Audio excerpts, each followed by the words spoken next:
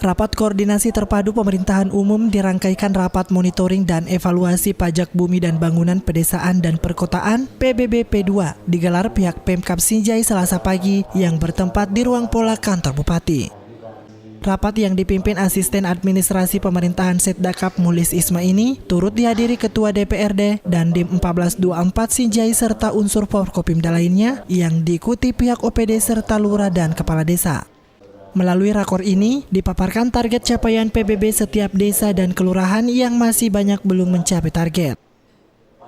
Meski demikian, kemajuan pelunasan PBB tahun ini dianggap lebih baik dari tahun sebelumnya. Memang targetnya 100%, tapi itu target di akhir tahun. Ini masih tersisa 2 bulan, tetapi sesungguhnya perbandingan target tahun lalu ataukah saat tahun lalu di akhir Oktober dan di akhir Oktober tahun itu kemajuannya lebih bagus sebetulnya tahun ini kalau perbandingan tahun lalu.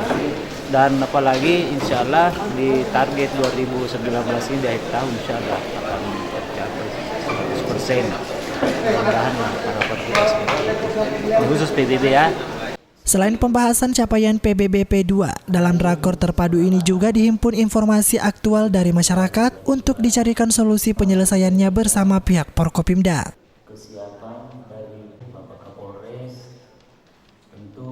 Arhan Baharudin, Sinjai TV.